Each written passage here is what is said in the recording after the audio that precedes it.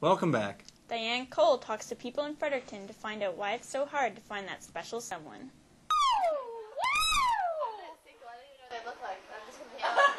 Some people really love the single life. They have free range to flirt, drink, and party the night away. But for others, being single is more of a burden. Teresa Clark is a fourth-year student at St. Thomas University. She says being single has its ups and its downs.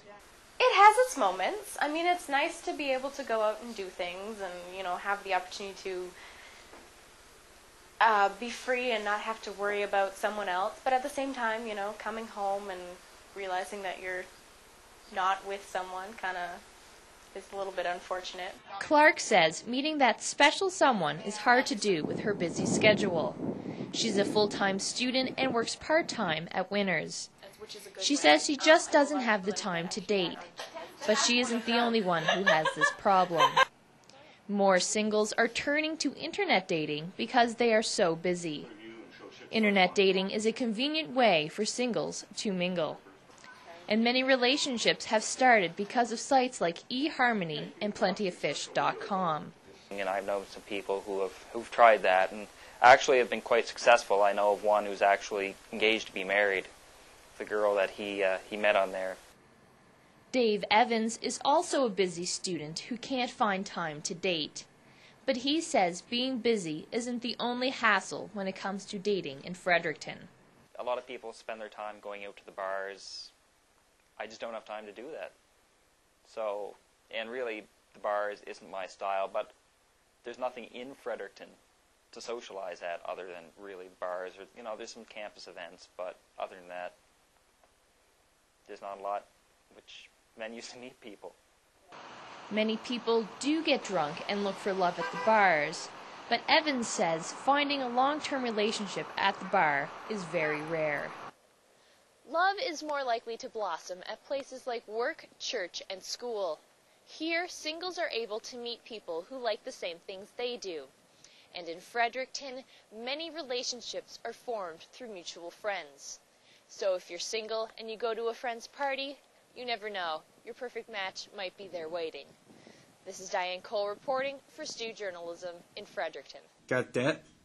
University students in New Brunswick do. On November 13th, they took part in a day of action. Corinne Frost has more on the story. Sheets of paper are put together like puzzle pieces on a tarp in the lower courtyard of St. Thomas University.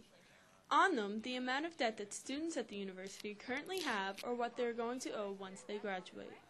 Fourth-year student Nicole Robertson says she already owes $28,000 to the government, and she still intends to return to school for social. Of my debt, and I'm going to owe $308 every month until it's paid off, and my rent is $350, so it's pretty much like paying another rent. The event at the university, which was one of many across the province, was organized in hopes to show the government that students can't afford to mortgage their future in order to go to school. And while many students just deal with the debt when the time comes, VP Education Melissa Wall spent the afternoon encouraging people to do something about it now. So what's happening today is the NBSA, the New Brunswick Student Alliance, is releasing their response to the New Brunswick government's action plan. So in coordination with releasing our response to the action plan, we're also having a day of action. So all the member schools of NBSA are holding different events to raise awareness about student debt and how important student financial aid is. A picture of the New Brunswick legislature could be seen once the pieces were starting to come together. And when the final paper was added on, the amount of debt for 90 St. Thomas students was almost $2 million. Wall also said the amounts written on the pieces of paper spoke volumes about the amount of debt university students have to take on.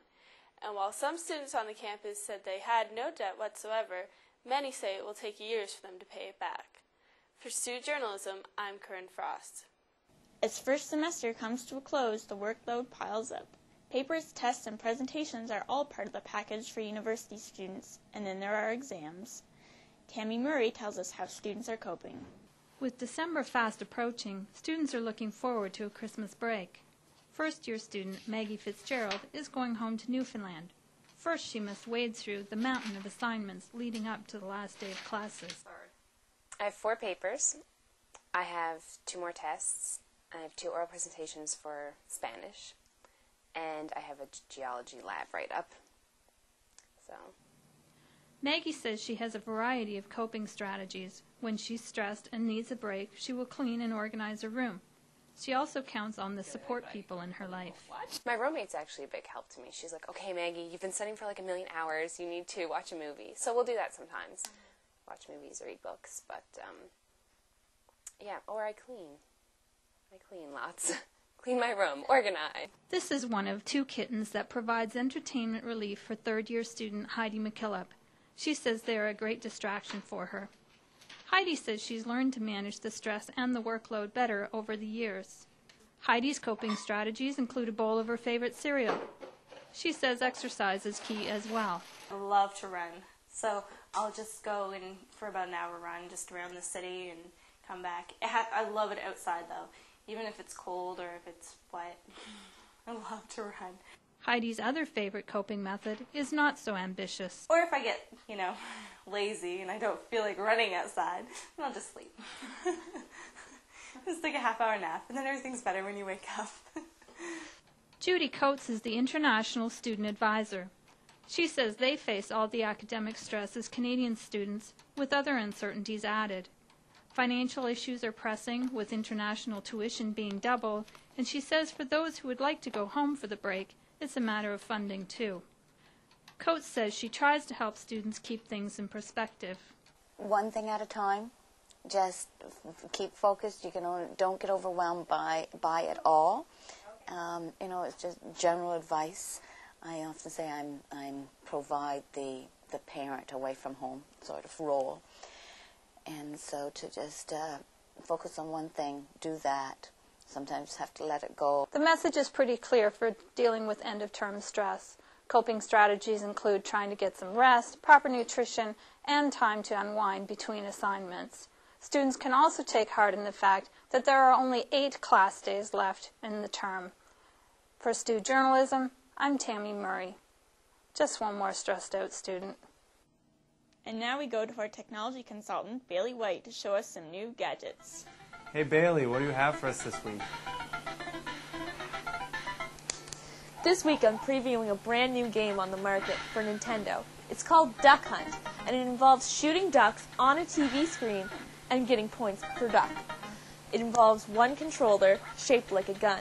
Now, the game is awesome, don't get me wrong, but it's not without its controversy. Some parents are saying that this game is inciting violence among children, and ducks are fearing for their lives. Stay with us.